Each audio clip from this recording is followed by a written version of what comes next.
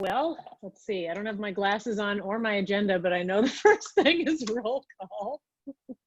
So I'll do that. Let's see. Roll call shows that Councillor Robertson, Councillor Maynard, Councillor Osher, Councillor Grenier, and Councillor Perry are here. And my understanding is that Councillor Coons will be this is the new kitty, by the way. So he's here, Councillor New Kitty, and Sam will be by in a little bit, is my understanding. Yes. Okay.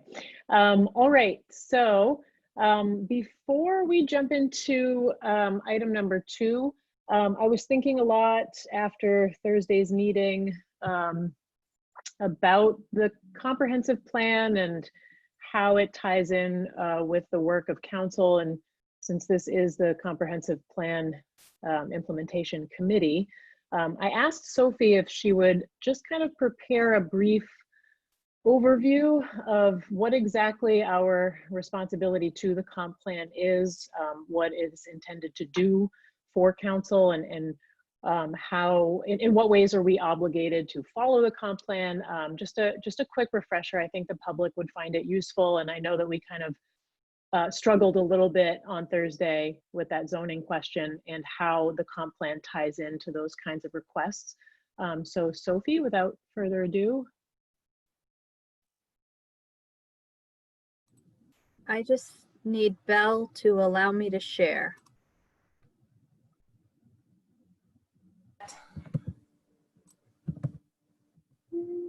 There you go. There we go.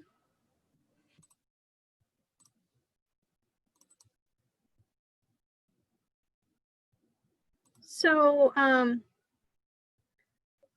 going to own up to the fact very quickly that Kyle is the expert here. So if I go astray, he has promised to set me back on course. Do you guys see my presentation? Okay.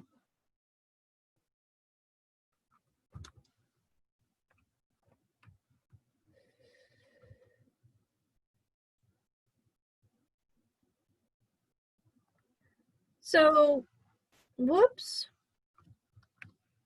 No, don't do that.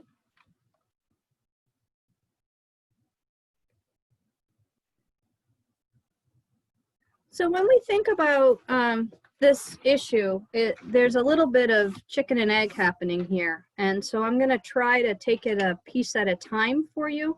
If I go too fast or if things aren't connecting the way they connect in my brain, please just let me know and I can stop and we can talk about it. First and foremost, planning is a discipline, and it is really focused not on one item, but rather on balancing many connected elements to reflect the uniqueness of a community. So I think the most notable ones are land use, public health, traffic, environmental factors, economic factors, and cultural factors.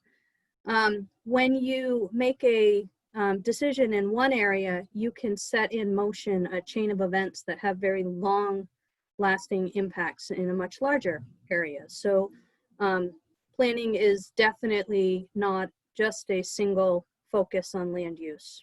Land use is just how we codify it often.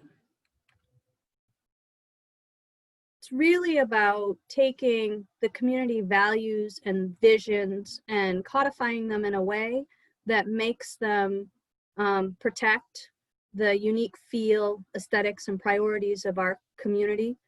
So Kyle uses best practices in the approach and the technical aspects of planning, but those are individually crafted to meet our community need, which is why you see him bring examples of ordinances from other places, but then what we end up with might look very different because the values of Orono are a little bit different than other communities. So when we think about planning, our comprehensive plan is probably our biggest tool in this area. It is a document that is is expected to be long-term, visionary, and it's supposed to look at the entire community and be able to think about how pieces of the community interrelate with other pieces in the community. The state law establishes the minimum plan content and the public process that you have to go through as a minimum. You're required to do an update every 10 years. I don't think anybody expects those 10-year updates to be massive swings, but rather taking the norms and the values and the vision in your community and updating it and making it maybe change some, but not big, huge swings.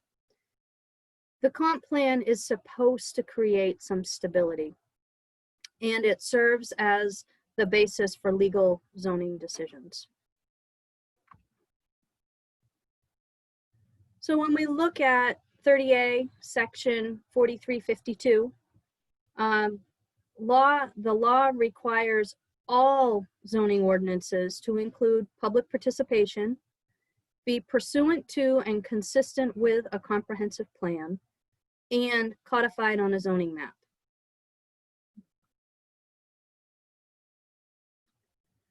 So when we look at Orono's comprehensive plan, that plan was developed through 2 years worth of effort from a community committee that the town council appointed. There were 7 members from the planning board, and then council appointed another 7 members at large. Those members sat through monthly meetings. There were 19 public meetings, 7 public forums. Those public forums were very well attended. I think Evan was telling me that the average attendance was 60, over 60 people at them. So I can remember having to come up with space to be able to do breakout groups because there were so many people. And it also included an online survey that we got over 250 responses to regarding elements of the plan. The process was based, both the process and the content were based on best planning practices. We had the premier planner who wrote the manual for how you're supposed to comprehensive plan in the state of Maine walk us through that process. So I think we've got a pretty sound process. It was submitted to council in June of 2014. So once council got it, they had 8 public meetings and a public hearing. There was minimal revision to the committee draft document. It was approved by council in November of 2015, and the next update is planned to begin in 2025. Town council can send any question to comp plan whenever it wants. However, if staff doesn't hear anything, we would start preparing in the work plan to begin work on another comprehensive plan update in 2025. So when we think about the comp plan, there are 2 different ways that goals and objectives are laid out. There are some that are very explicit, defined. We are going to move to a certain lot size. We are going to allow for owner-occupied greater density if properties are owner-occupied. Those are things that are very explicit. And then when you get that, I was talking with Kyle earlier today, and it's a bit like if you think about construction, you have put the drywall up in the room already, and now what you get to do is put some wallpaper and paint out the trim and decorate it. That is different than the goals that are implied, where there is a goal to increase public transit access. That's a pretty broad goal. You would be able to create objectives within that as long as they were consistent with the broad goal and not inconsistent with other elements of the plan. Am I making sense so far? So the plan is a good idea to have anyway. We should have it. It allows us to be eligible for some state grants. But the reason it's really a requirement is because we are required to have a master plan or comprehensive plan in order to adopt land use ordinances. So when you think about land use ordinances, individuals have constitutional property rights. They do. Life, liberty, and the pursuit of property, right? When we think about zoning, what we're doing is splitting those property rights between individual property owners and local government. So we are saying, yes, you have a right to your property, but we're going to control the things you can do on it. We have to be very careful that we're not unduly taking away rights from somebody. And we need to make sure that we understand the limits of these vested collective property rights, that this is not an unlimited public right, but rather has to be based on something. And that something is substantive due process. So when we think about that, what we're saying is we have to ensure that we are protecting private citizens against arbitrary decisions by the town council. Town council, when it zones, is using its police powers. And when it uses its police powers, we need to make sure that there's a rational basis. There has to be a reasonable relationship between public health, safety, and welfare concerns and the decisions that council is making.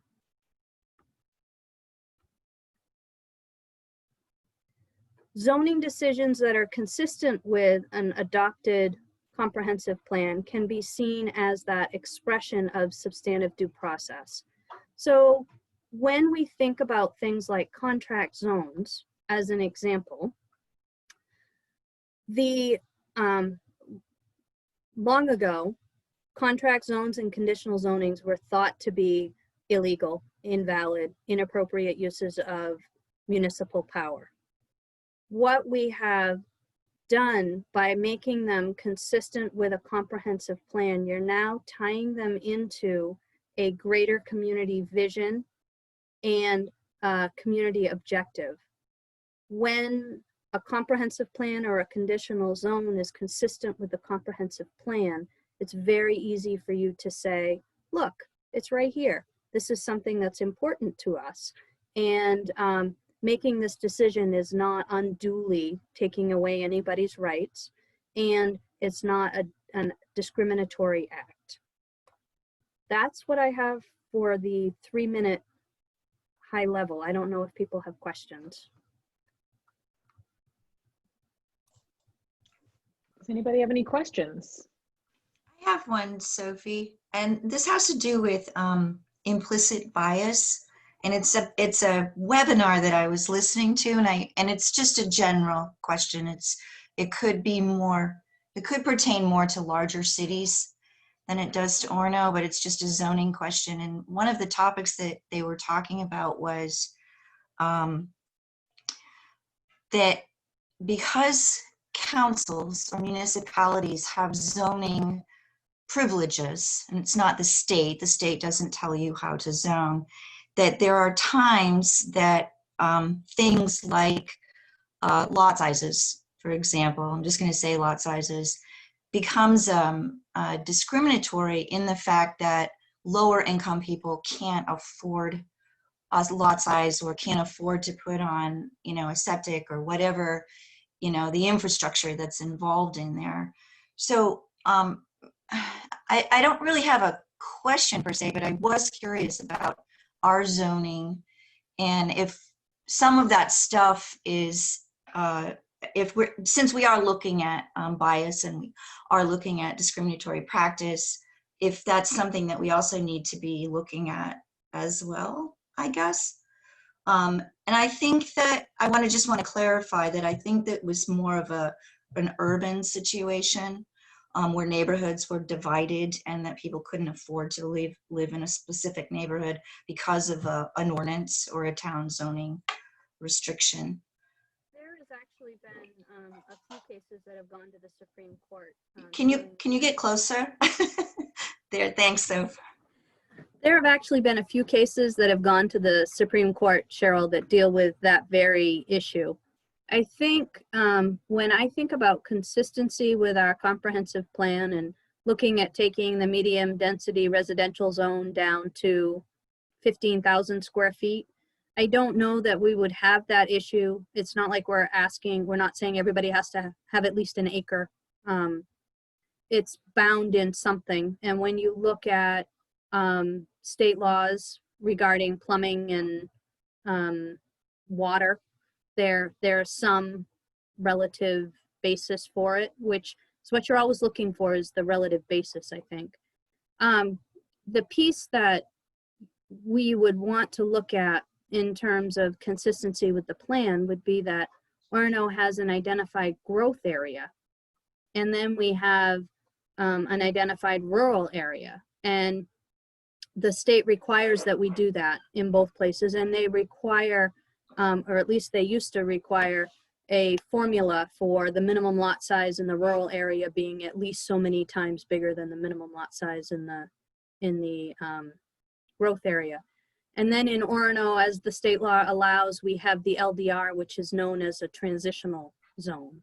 So when we think about being consistent, what we would want to make sure is that we're not unintentionally doing things in the way we lay out those zones that would keep groups of people out of it. Okay. Thank you for that. I thought this was a good time to talk because it was a question that I had about how we do our zoning here in Orono. Thank you, Sophie. Other folks, any questions? I was just gonna make a comment, kind of question for Sophie. So our first original comp plan was probably in the late 60s, early 70s. And so we're calling everything after that an update, but it felt like the last process was pretty thorough. So it's an update plus, I think, isn't it? It's not. I think it's still an update. Okay. But I think the key here is that when you think about how much work that was and how much community outreach went into that, that is where the community kind of gets the due process to ensure that where council takes its ordinances will be consistent with what they've told you is important to them in this planning process. So talking with Kyle, he's all excited. He promises me he's going to be here and ready to go to put the next comp plan update together. But I would expect to see a similar level of detail and public outreach. That issue spotting piece that we did at the very beginning, I think was really critical to framing the comp plan. And I think if we did that and there weren't as many issues, then it might not take quite as long. So since the comp plan the process began in the 60s, and to echo what Cheryl was saying, what's been found across the country is that the way in which zoning has been done in towns becomes exclusionary because it's difficult for people with less means to be able to buy when the lot size is larger. The cost of the lot becomes an impediment. And in rural areas, there's the cost of putting in all sorts of systems that makes it expensive. And so when the comp plan is a great document that welcomes people from the community to put input, the people who are not in the community who want to be here aren't part of that process. And if we're looking at how we want to make our town more just, more equitable, and more open to people who have not been able to have access to living here, that's one of the things that we should be careful to make sure that we don't have exclusionary things that we've just carried forward every time we've reviewed this document and upgraded it. And before this process long ago. We have plenty of lots that are quite small in our town, and they're on public water and sewer. And so the things that are in the state guidelines that are talking about how large a lot needs to be if you're going to have a well and if you're going to have a septic system, that's not as important when we're in this close into town geography.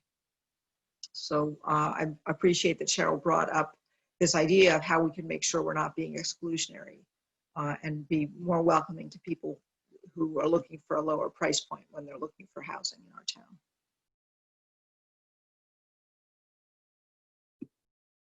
I think the only thing I would say, Lori, is that if we brought in people that didn't have any interest in the property, I mean, we did bring in graduate students and ask them what they would like to see in first-time home buyers, but it's still it's a property ownership interest. So I know Kyle can correct me if I'm wrong, but I still think it's more dependent on the property, the residents of Orono, more than it is bringing in people from outside of Orono.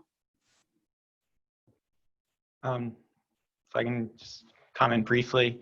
I mean, I do think some of this was captured in the 2015 comprehensive plan. I mean, what we're talking about with a lot of these current zoning amendments, the village residential overlay, I mean, the direct purpose of that overlay was to create smaller lots to capture a missing market, to allow for, 5,000, 7,500 square foot type lots that would kind of lower that land price and allow for family owner occupied housing. Expanding the village commercial. The village commercial is kind of a mixed use district. It allows all types of housing, all types of businesses on 2,000 square foot lots. So, I mean, that's the smallest lot that we have in town, in any zone. So I do think that the comprehensive plan did try to capture some of that. And so if that certain things might not come up from existing community members, but I do think that's where the planning office and other departments in town can bring ideas up during that comp plan process and see how the community reacts to them. So even if the community isn't necessarily bringing up an idea, there can still be discussion around different concepts, where you might be missing that actual group in the community. So if the comprehensive plan was finalized on 2014 and there's been 6 years, have there been has there been development in the village commercial where people have? Lori, I'm just gonna stop you right there. The point of this, I really didn't want to get into the weeds. We have a lot to do tonight. I was more of an overview. These are good questions for everyone who's asking them. But I kind of was hoping that the public could the cat keeps stepping on the computer. That the public could come away from this overview with a sharper understanding of the ways in which council has to really pay careful attention to the comprehensive plan when it's in its decision making, especially around these issues of zoning, like we were talking about on Thursday. In a way, as Sophie's presentation was getting at, this, the comprehensive plan is sort of a safeguard in some ways against random actions by whomever happens. Any council could get together and say, well, let's do this, that, and the other thing, but the state requires us to have a guiding document that we are sometimes in legal trouble if we don't, contain ourselves within the parameters of that document. And it's not something that's created a long, long time ago. It's recently updated and has a lot of community input. So I want to make sure that we have time to get to everything. So I do want to move on. We're going to now move to a recap of the progress on evaluating the future use of town-owned land in the Saylor development, and discussion of conducting a feasibility study. Kyle, would this be you? Yep. So the last time we talked about this, was a while back. I had finished up kind of having a few neighborhood meetings, and we got to the point with the neighborhood discussions of kind of a rough idea of what people might be comfortable with, kind of balanced with what the town would like to potentially see there, and some of the issues that the town was hoping to address with that land. You know, the kind of loose sketch of, you know, what might be looked at was connecting the two dead-end streets, the potential for a few lots perhaps, but you know, you'd have to look at the kind of on-the-ground conditions to see if that was feasible. And then adding in some potential recreational type amenities into that interior piece of the land between the existing houses. So the next step after that was to reach out to our town engineer to see if her firm would be able to conduct a feasibility study. I've done that, still waiting to hear back from Mandy, town engineer, as far as what a cost estimate would look like to do a feasibility study for the area. But that's sort of where we are. Once we have that, we'll be able to make the decision if we want to go forward with doing that sort of analysis to see what sort of scope of development would be kind of environmentally possible in that area. You know, is the idea that we came up with even feasible in the first place? If not, that would kind of you know, send us down a different line of decision making. So yep, that's where we are. Hope to hear back from her shortly, and then we can go on from there. I think one aspect of this process that was, can you hear me now, Sam? Yeah. Okay. I think one aspect of this process that I think staff's looking to get some feedback on is the community or the neighborhood seemed very split on opening up that section to more enticement of the public. And wondering kind of, are we right going in more of a passive recreation direction, or does council have a different desire there? And did I say that right, Kyle?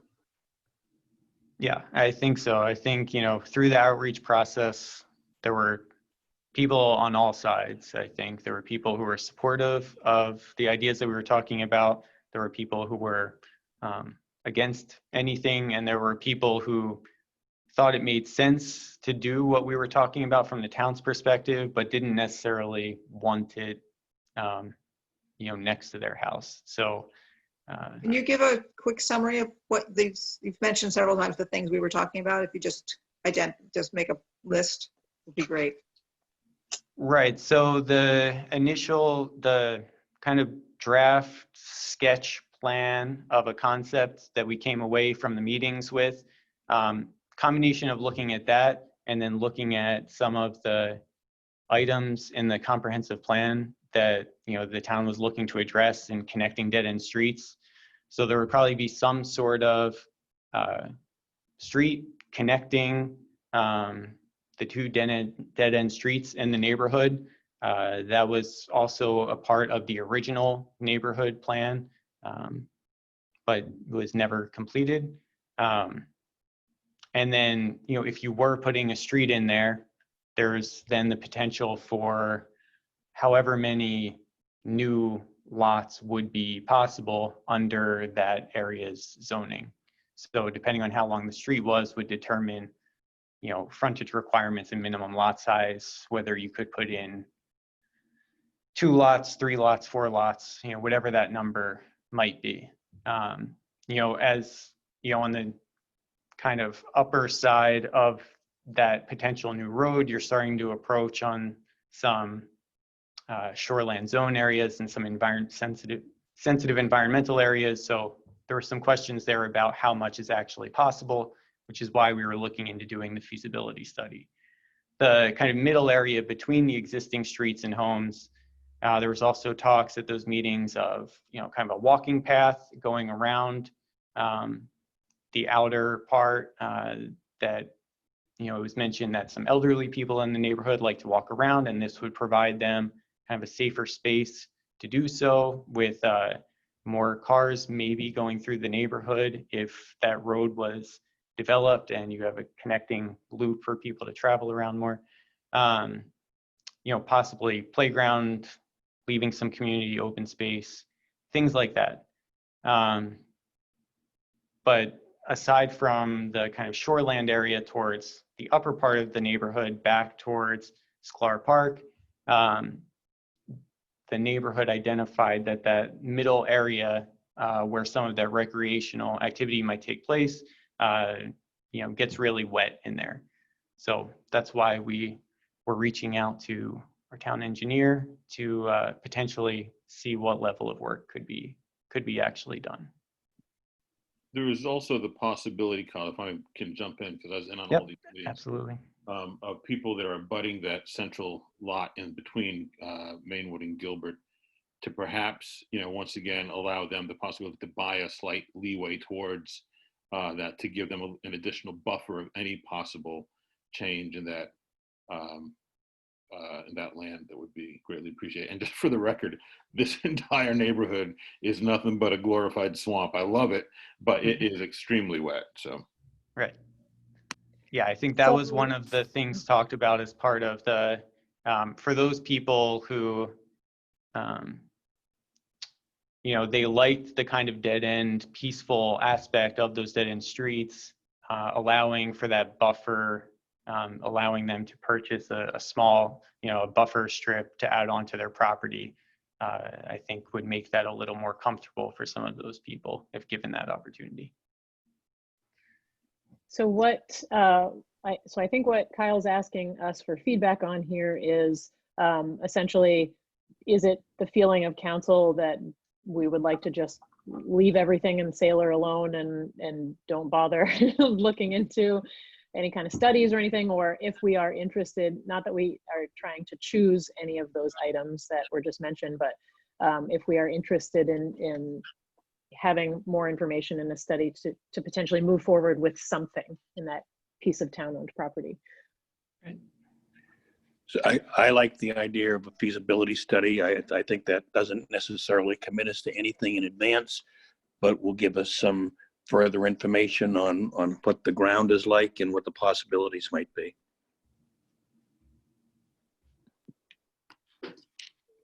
I agree with Tom. I mean, we kind of need, before we do anything with this, we really need to know what we're dealing with. And I think that's the only way to really get that foundation that we need under this. I think the community's been very involved, and I agree with Sophie that people are on all sides of this, rightly so. But I think we need that first before we can do anything else, unless we're just going to rule everything out, which I don't think is a position that we're in right now. The only thing I would add to the feasibility study would be to ask Mandy to also give us budgets so that we understand the general scope of costs.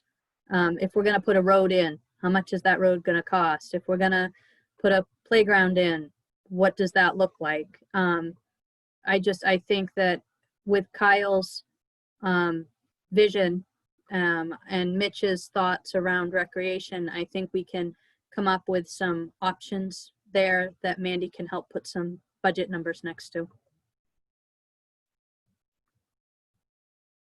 Anyone else care to weigh in? It feels to me like the feasibility study is the next step. Like there's a next step, I think, and I would approve that we move forward with that. I think it's great that there were meetings that had requested what the people in that neighborhood wanted to do. I think that we were remiss in having only meetings with people in that neighborhood, because the comprehensive plan is a plan for for all of Orono, and it says we should be looking for ways to increase the housing. And these lots came to us because the person who was developing this area didn't end up finishing the development. And this was always had been planned, and there's even paper streets, places where there would have been streets where what's left because of the option where people were allowed to buy some of those lots. There would have been 24, now there's 20 places that there would have been homes. So I'm in support of a feasibility study that includes figuring out the cost for putting in those 3 blocks of streets between Gilbert and Mainwood and selling those house lots with parameters on what those houses would need to be size-wise, so that they fit with the neighborhood. And I know that the people in the community probably want it to stay the way it is, but that's costing us to manage that land. It's as a park, but it's really not a park. We're mowing it, but we're not having, it's not being used by people in the town as a designated park. So I'd be very interested in a feasibility study that includes, as we had a letter to all of us about that it should be our responsibility as a town when we get property, that we turn it right back around. And I've been in this town 21 years, and I'm sure those have been sitting there owned by the town for at least 21 years. So we haven't really done due diligence with offloading this property. And I think that that's important for us. I'm glad we're moving forward with thinking about it. And I support the idea of feasibility study, especially if it includes addressing actually selling house lots here. Was there ever any research done as to why they didn't complete that? I mean, I know once they got in, they started realizing a lot of the engineering difficulties with the soil level and that sort of thing. So, I mean, and I know Lori's been interested in getting small lots in there since, I don't know, since I first seen you running for council. But I think it's interesting, and yeah, I'd be curious to see the feasibility of that and see that's even remotely, but also the impact on the neighborhood as well. Not that it's exclusionary, but at the same time, I think there's a vested interest. People will buy property for different reasons, but it will be interesting to see how this plays out. So I'm also okay with feasibility studies. However, I'd be remiss to not point this out. And as we constantly talk about what we want to do and what it would look like and how you can develop and do different things, it almost feels like I'm all for that kind of stuff, but there's always a reason from somehow that we just don't. Like the old, public works facility, we got off a great space to do stuff, but we got about, maybe citizens want to have a park, another park or whatever. So I'm all for those things, but I will say that it does become more difficult when we have these conversations and there's a segment of individuals, and I'm not saying it's right or wrong, that it makes it really hard for us to create more space. So I'm still though, I'm for a feasibility study. All right, it sounds like we have some, oh, sorry, Cindy. Yeah. I was just going to say I'm for the feasibility study. Okay. Sounds like we have some consensus there. Is there anything else that you need from us on this one, Kyle? I don't think so. I think once I hear back from Mandy, I'll talk to Sophie about that, and we can go from there. It will likely be back in front of you because I'm going to guess it will be more than $5,000. All right, sorry, we're feeding the cat, hoping that he'll calm down and stop jumping on my laptop. Okay, moving on to item number 3, an update on the Marden Park conceptual planning process and discussion of next steps. We've maybe hit some snags, but we have creative staff. So Kyle or Sophie? I think this one's me. Oh, Mitch. Oh, sorry. And speaking of another park and next steps and feasibility studies, I believe that in your packet or the background was no, it wasn't in there. Okay, so I know that you've had this before because it's we went through this probably about 1.5 years ago with Marden Park, looking at how we were going to ways in which we could improve upon the park. The challenge came from the beginning was much like Sam said, that Sailor Development is a bit of a swamp. Marden Park is a bit of a swamp, and we have a baseball field on it. So when you try to play baseball in the spring in a bit of a swamp, it really shortens the season. So the first impetus for this conversation was about what do we do with this park that we own, that we have a baseball field on, that we struggle to use. And through that conversation, we looked at different ways in which if you were doing that work, what other things could you do there to make it more like a park and not just a baseball field? Through that process, we worked with Mandy about a feasibility study, and originally the conversation was about fixing the drainage, redoing the field, also adding some parking and sidewalk infrastructure along Crosby Street that was sorely needed with Rob Yerxa, and a walking path and also a pump track. Through the conversation that with the public meeting that we had, we got a lot of pushback about the pump track. And in the meantime, also the citizens group built a pump track at the high school. So through that bit, we looked at that and said, you know, I don't know that when we put the pump track in there originally, it was kind of a piece of the puzzle, but didn't necessarily need to be there. So as we've kind of revisited this, we really were looking at keeping the idea of a walking path, or about a quarter of a mile walking path, a playground, and Marden Park, and also the idea of possibly adding some outside exercise equipment that could be placed along the walking path to make that a little bit of a unique place for people to walk and exercise while maybe their kids play on the playground or play baseball. There was a budget that Mandy had put together. That number was $350,000 for the whole project. That did include the pump track, which is about $15,000 inside that project. I can see that doing some research into the exercise equipment, you could be there pretty quickly if you were to add that sort of thing, about $15,000 to add some of that equipment. So I don't see the number changing much if you pulled out the pump track and put in this exercise equipment. I think the challenge, or the place we are right now, is that we have this this feasibility study with a preliminary cost build out that's, you know, a year and a half old. So I'm going to guess that those prices are a little different now. But I think where we are is trying to figure out what's the next step. Where do we go from here? I don't know if people have questions about the project or anything else. I don't know if Sophie wants to add anything to it. I will turn it over to her as she shakes her head. I think that this is a project that we, as Rob Yerxa has told Mitch and I before, we really need to either do something to fix the drainage on the field, or we need to decide that we're not going to maintain a baseball field anymore.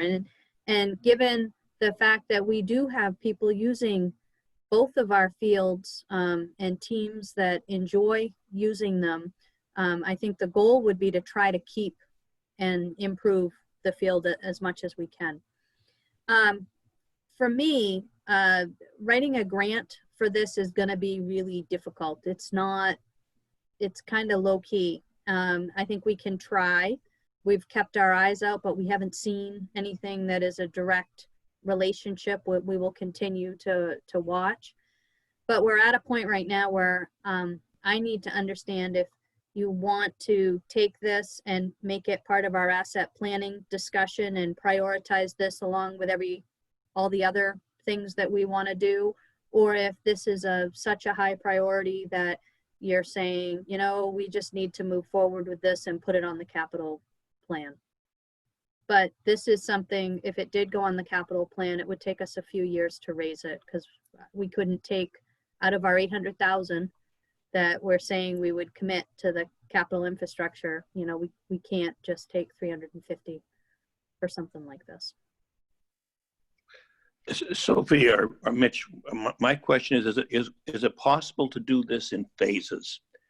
For instance, could we look at improving drainage on the baseball field as a first phase, and developing a walking facility is another phase, and parking and sidewalk work is a third phase? Those might not be the right phases, but that's the concept I'm thinking. I think you're right on target, Tom, with how we would kind of raise the money for the project, meaning I think drainage has to come first. And then I would really rely on Rob and Mandy to help us understand what the discrete pieces are and how to layer them to get to a good project. So Sophie, I would just add that we had that conversation through the process in the drainage. It's many of it is all tied into that drainage piece, because why we ended up there was the infrastructure piece on the road. The drainage is all connected in that. Certainly, I think you could take the steps through to do that, but the drainage piece is a big portion of it. Most of the cost is in the place where no one sees, underground. So. Mm. And how would a phased approach be financed? What would be the best way to finance a phased approach like that? So you can phase it one of two ways, Cheryl. You can phase the actual work, which means we would go to Rob and Mandy and say, we can afford, $75,000 to $80,000 a year. What does that get us in each section? And they can kind of build the sections that make sense. Kind of like the way Rob did North Main Avenue would be a good example of that. That works if there are logical stop points. What you don't want to do is do work twice because you don't have enough money.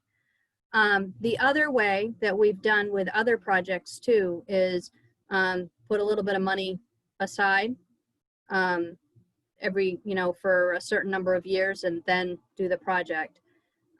Council might consider, and I don't know how much you want to consider, saying that, we had offered up the skate park money a couple of times to the university. That doesn't seem to be going anywhere. We're sitting on a little over $20,000. That might be a good seed to say we're creating a community recreation amenity right near the University of Maine.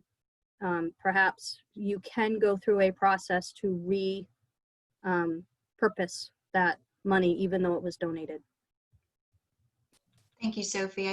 I don't want to see us lose our baseball park at all. I think Marden Park is one of the defining points of interest in Orono, and so I would like to see it get on the capital plan.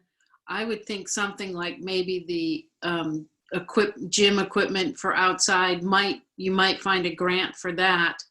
So there might be pieces you could find grants for, but I think it's time for it to get on the plan. It's been, I think, at least 3 or 4 years that I've heard about the drainage. So based on what I'm hearing, it sounds like you would like Kyle, Mitch, and I to work with Rob and Mandy and come back with a reasonable plan that we can also discuss as we do our asset management, knowing that this is a fairly high priority. Yes, thank you. Yeah, and beyond simply the recreation on the field, I know from speaking to a lot of folks who live in the surrounding neighborhood that the issues that the drainage causes that are sort of domino effects out into the neighborhood, whether you're even using the baseball field or not. I think there are a lot of folks who live in that neighborhood who would like to see some things get fixed that can't get fixed till we address the drainage issues specifically in Marden Park. So, all right, moving on. Item number 4 is a report on the plan for community outreach related to land use ordinance revisions, which is a reduction in the MDR minimum lot size, village residential overlay district, and village commercial conditional zoning district. Before I throw this one to Kyle, I just want to preface it by saying we've had a lot of conversations about this issue or these collection of issues. We have hashed out a lot of details. I don't think the intent of this item on the agenda is for us to get deep into the weeds of details and discussion of details. This is really sort of just a report on Kyle's plan for getting some feedback from the community. So Kyle? Sure, thanks. So I'm going to share my screen if I can. It's not a lengthy presentation, but it was just easier to lay out the couple options. Okay.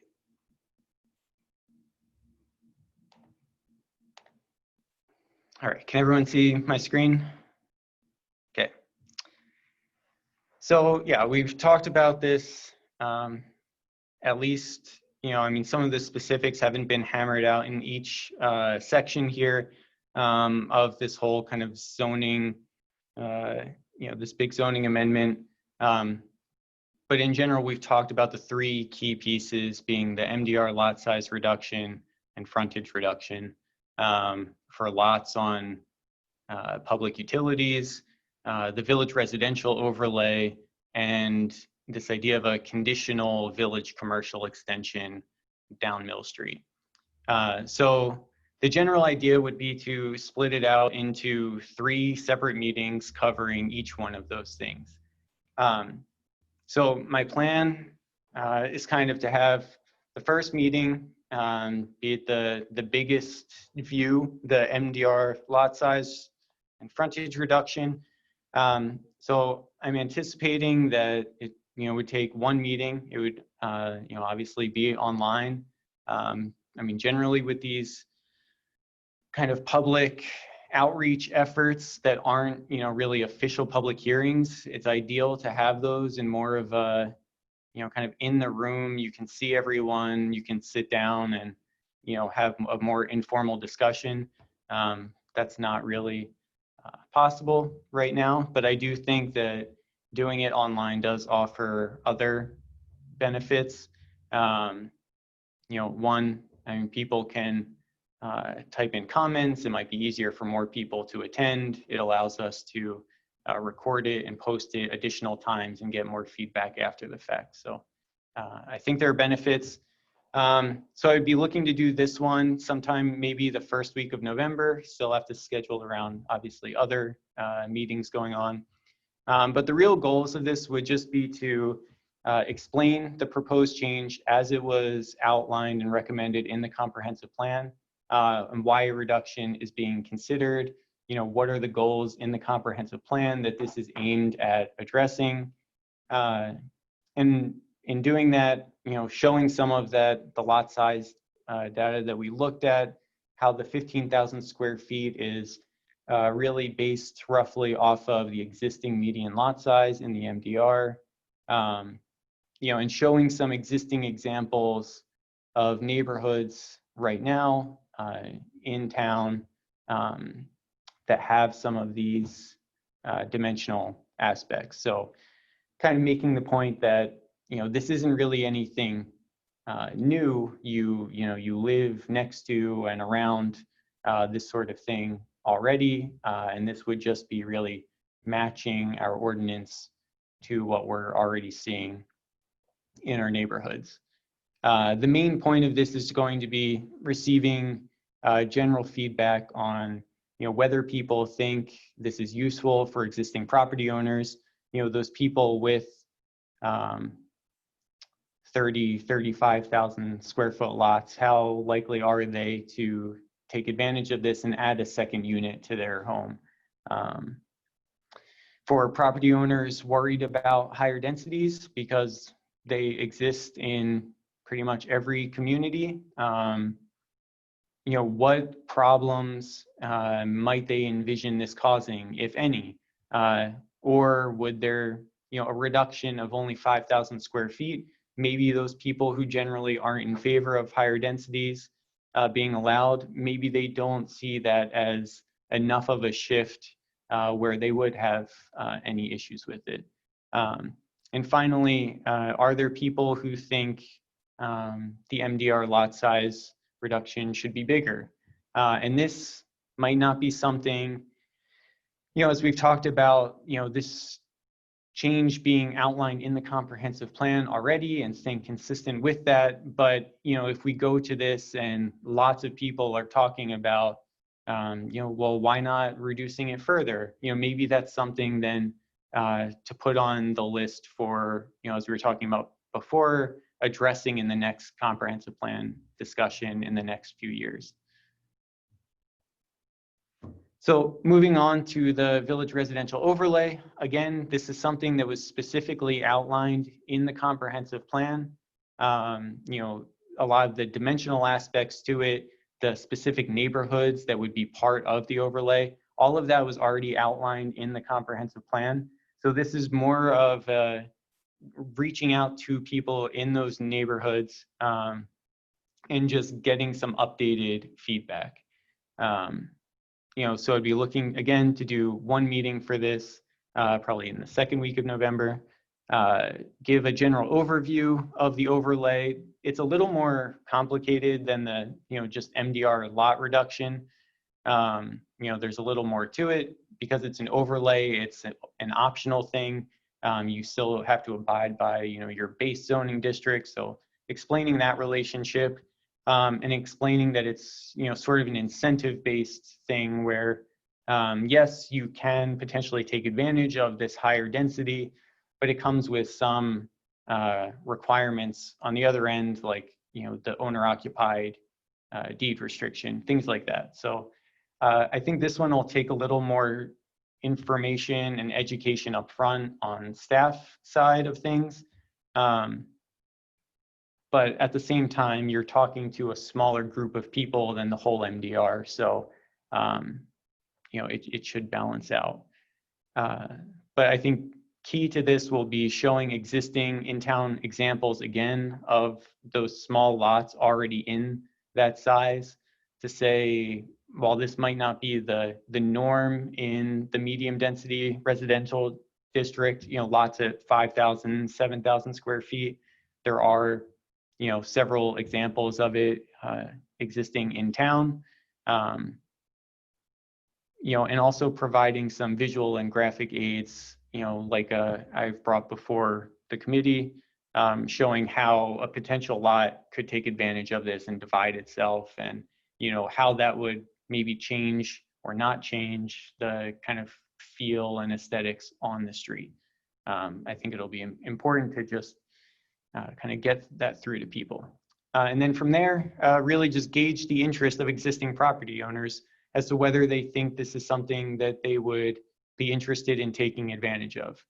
I'm curious to learn if the deed restriction, that aspect of it is a deterrent for people, if they think that's too much trouble, maybe for someone who wants to keep their single family home on a single lot and just, take advantage of this overlay to turn that home into a 2-family home.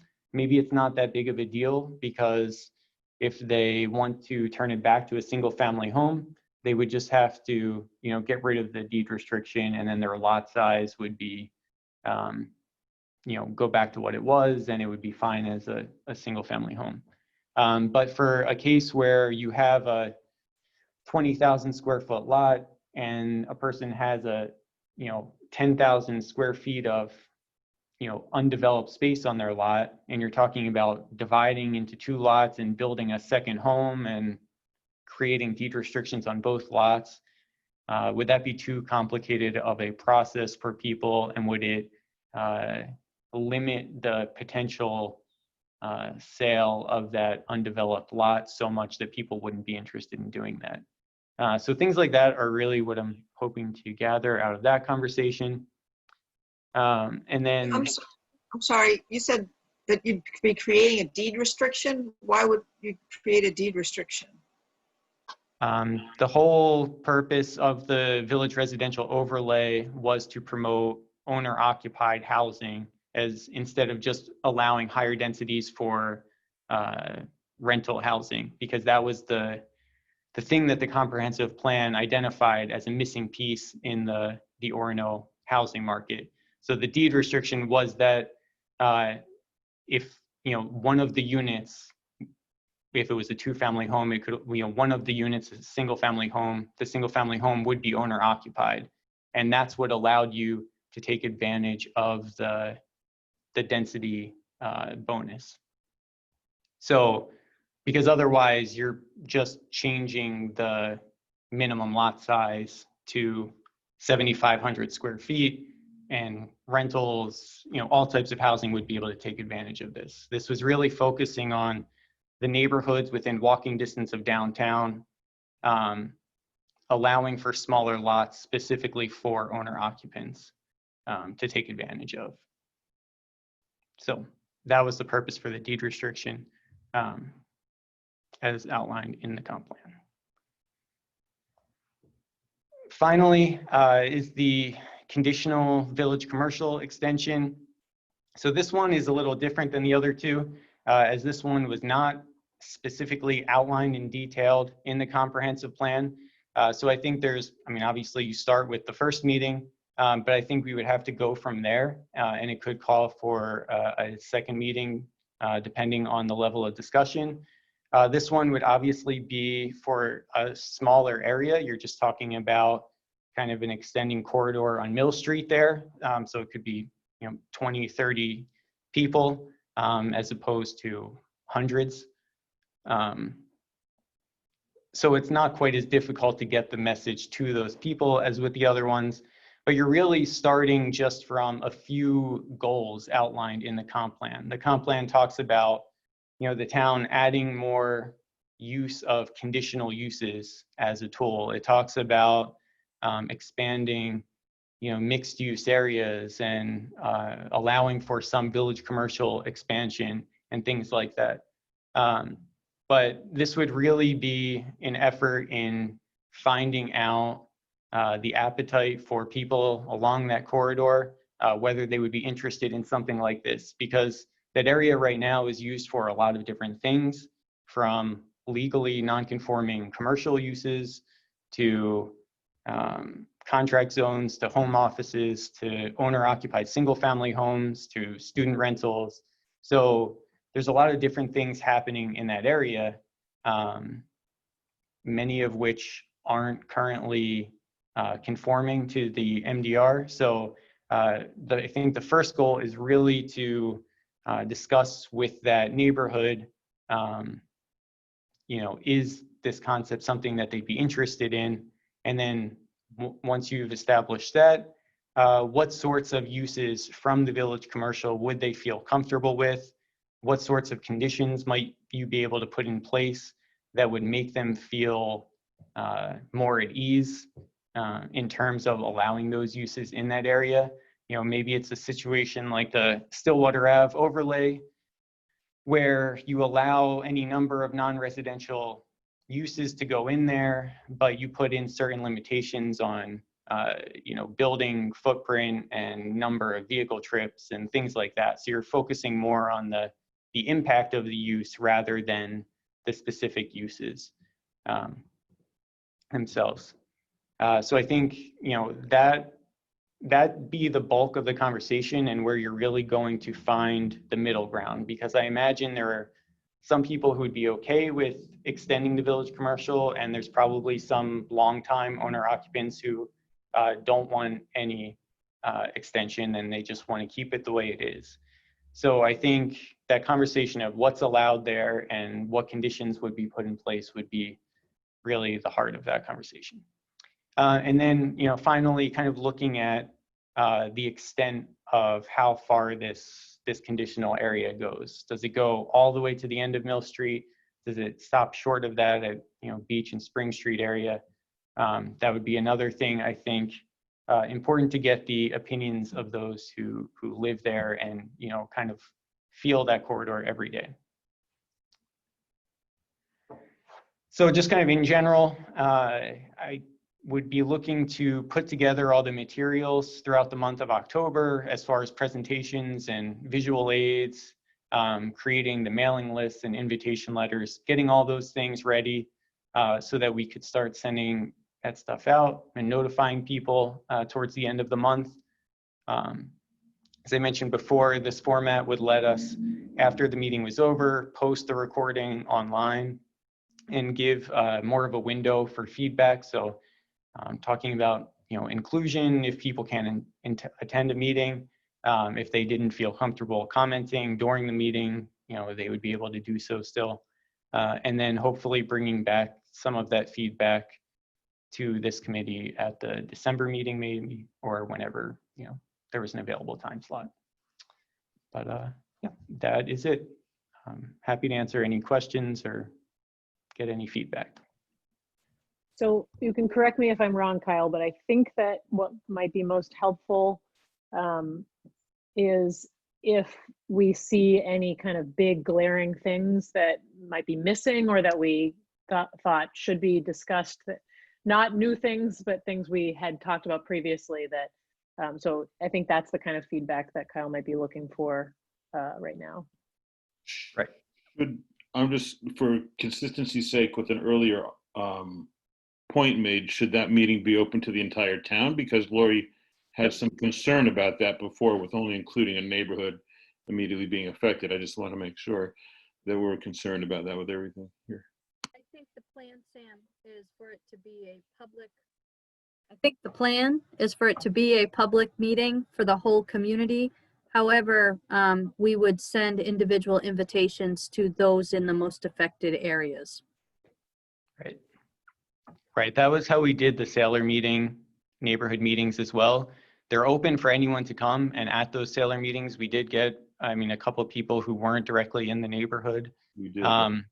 So it would be similar. Like for the village commercial, that, we would send direct invitations to those people whose lots would be changed actually, but we would still advertise the meeting on the town social media and website and things like that, so everyone would be able to see.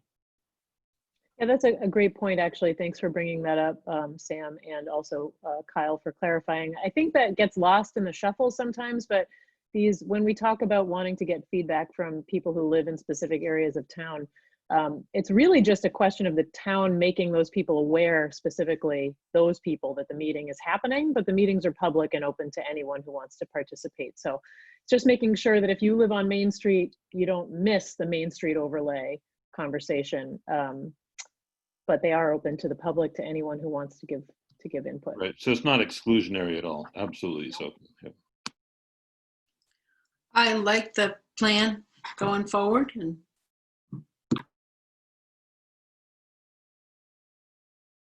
Okay, I'm seeing a lot of nodding and thumbs up. Yep, I agree. Okay, that seems like a go forth and present, Kyle. All right, thank you. Okay, so now we are moving on to item number 5, which is a brief town manager's report. Sophie. So my thought, given the hour and the fact that you still have a special council meeting ahead of you tonight, is that I have a finance committee meeting on Thursday that I can do a report. I would, unless people have pressing needs that they need to discuss. Anyone Can have I just anything ask- pressing? This is not pressing, this is quick, and I've been asked it, and I said I would try to find out.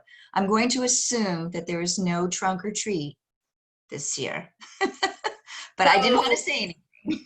So there is no trunk or treat. However, we have boo boxes and quite a bit of October activity coming out of Parks and Rec and the library working together, community development. So check out social media and the town website for more information. Thank you, Sophie. One point just for future meetings. I don't know if we can make this change and how soon, but I know we just shifted to 4:30 meetings for me. It would be great if we could push that to 5. I'm having to scoot out of work a little earlier than I should, and it's getting noticed, and I do still have to report to my superiors. And so if it would be at all possible without messing things up too much for everybody else, to look at perhaps a 5 o'clock meeting would certainly alleviate the possibility of my getting speeding tickets on a regular Monday occurrence. So the only two that I don't think I can do anything about at this point would be Thursday's meeting. Were you planning to attend Thursday? Probably not. Okay. The council meeting, we've already published the public hearing, Nope, which that's is fine. at 4:30. But other than that, Some things were sort of locked in already. I but understand. I think those are the only two, Sam. All right, thank you. But after that, if we could make that shift, that would certainly. Given the nodding heads, my assumption is council is happy with me. Thank you, to do that. everybody. Okay, awesome. Thanks. I was really pleased with our last meeting that the assistant town manager said that our clerk was planning in-person absentee voting in 4 different days, and I haven't seen that go up on the website. The October 15th and 17th and 30th at the town office, 15th, 22nd, and 30th at the town office, and the 17th at the field house. I think those are great. I was really glad. I think will make more access to voting, but it'd be great to see it on the town website. It is up there. You just may not be looking in exactly the right spot. I can send you guys all a link. I actually already shared it to my town council Facebook a little bit ago, so yeah, it's definitely there. Thank you. I didn't see it when I looked. Okay, so the menu of events, I believe, is now I'm going to ask for a motion to adjourn, and then after we do that, I will throw it over to our fearless leader so that we can enter a special council meeting. Move to adjourn. Second. All in favor? All right, Cindy, the show's yours. Thank you so much. So we are opening up a special council meeting. Roll call, all counselors are present. And new business is order 20-161, order authorizing the town manager to purchase an enclosed trailer from Scott's Recreation of Herman, Maine in the amount of $5,500 to support election setup and storage with funds drawn from the Center for Tech and Civic Life grant. Take a motion, please. Move approval. And a second, please. Second. Sophie, you got anything on this? So just very briefly, when our town clerk and Bell were reviewing the needs for the election, one of the things that they identified first is a real concern around how we're moving equipment back and forth from the field house. There's going to be a lot more of it, and right now we're doing it in the back of open pickup trucks. We think things would be much better if we had an enclosed trailer that we could store the equipment in and be able to move it in and out in a more efficient way. Rob Yerxa, I think he almost cried when we said we would bring it forward to council for its consideration because he thinks it would make a really big difference in their workload. So for people who maybe have not remembered, that CTC grant is $159,025. So this expense of $5,500 leaves $153,525 in the grant fund. We are coming to you in October for some confirmation of some pretty big expenses around laptop computers and some other things that Shelley really needs to have on site for this election. But this, we think this is a high priority and that we should be going ahead and getting this for Rob. Makes good sense to me. Yep. I'm seeing nodding heads. So if there's no other conversation, Sophie, are you taking the vote? I am. Councilor Robertson, In favor? Councilor Grenier, In favor? Councilor Gardner, In favor? Council Chair Maynard, In favor. Councilor Perry, In favor. Counselor Osher, Favor?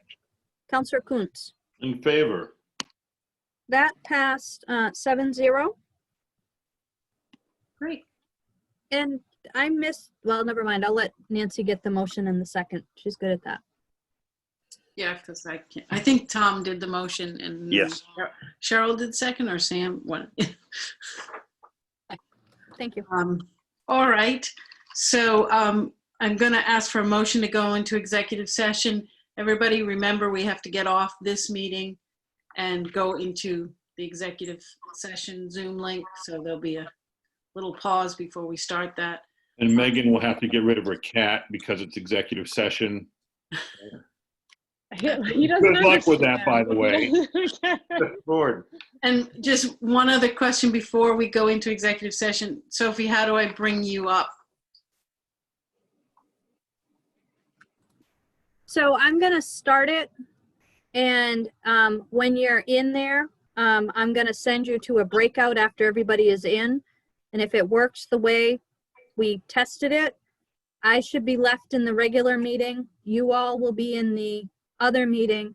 I am going to assign Megan co-host authorities so that if need be, she can take over. But I should be right out in your other meeting, just not in there with you. Okay, great. And I will ask for a motion for executive session pursuant to 1 MRSA Section 405-6A for the town manager's annual performance evaluation. So moved. Second. Second. All right. All those in favor, raise your hands. Oh, nope. Okay, Sophie's got to make a call. Oh. Counselor Robertson, In favor. Counselor Grenier, In favor? Counselor Gardner, In favor? Council Chair Maynard, In favor. Counselor Perry, In favor. Counselor Osher, In favor? Counselor Kuntz. In favor. All right, so we are not coming back to this meeting. There won't be any formal action. You will adjourn from the executive session, correct? Correct. All right, so Belle is going to end this meeting and I will start the next one. Just give me a moment, Okay. please. Yes.